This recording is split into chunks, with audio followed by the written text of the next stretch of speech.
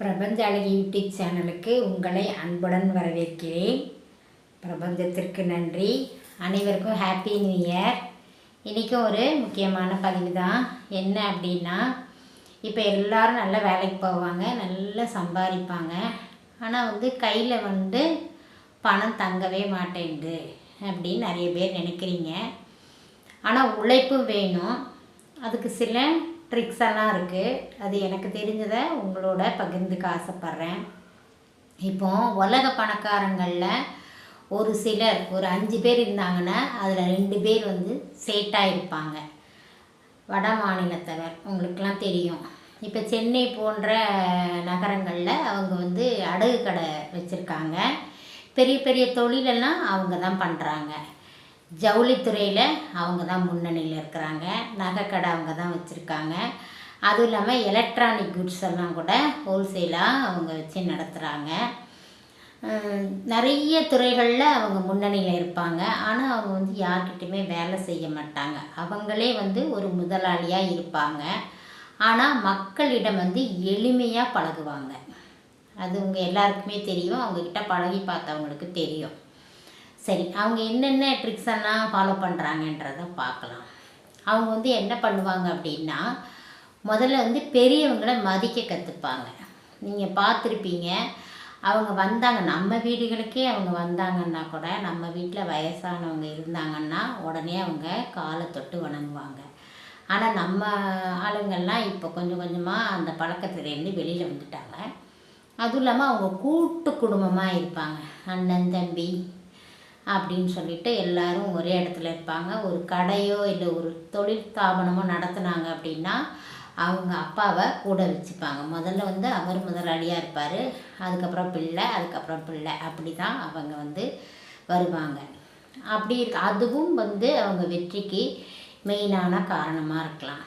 ரெண்டாவது என்ன அப்படின்னா, கொடுக்குற மனசு அவங்களுக்கு ரொம்ப. ஆனால் அவங்க நம்மக்கிட்ட வட்டி வாங்குவாங்க. ஆனால் தான தர்மங்கள் அதிகமாக பண்ணுவாங்க. கோவில்களுக்கெல்லாம் அன்னதானம் பண்ணுறதுக்கு அவங்க நிறைய பண உதவி செய்வாங்க. அது இந்த கை கொடுக்கறது இந்த கைக்கு தெரியாமையே நிறைய உதவிகள் செஞ்சுருக்காங்க. நம்ம நினைப்போம் அவங்க வட்டி வாங்குறாங்க அதனால் தராங்கன்னு. இல்லை, அவங்க இயல்பாகவே கொடுக்குறவங்க தான். அப்புறம் என்ன அப்படின்னா, தெய்வ நம்பிக்கை அவங்களுக்கு ரொம்ப அதிகமாக உண்டு.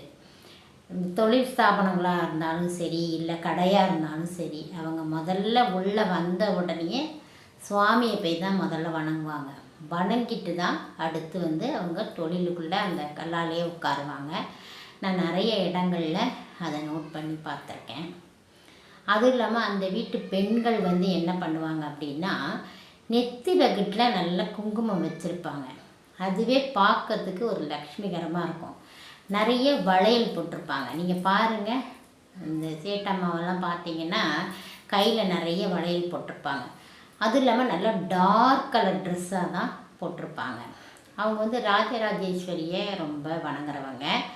அதுவும் இல்லாமல் நம்ம விநாயகரையும் லக்ஷ்மி தாயாரையும் எப்போவுமே அவங்க வணங்கிக்கிட்டே தான் இருப்பாங்க. அவங்க வீட்டுக்கு போனோம் அப்படின்னா வீடு ரொம்ப சுத்தமாக, அதே சமயம் வாசனையாக இருக்கும்.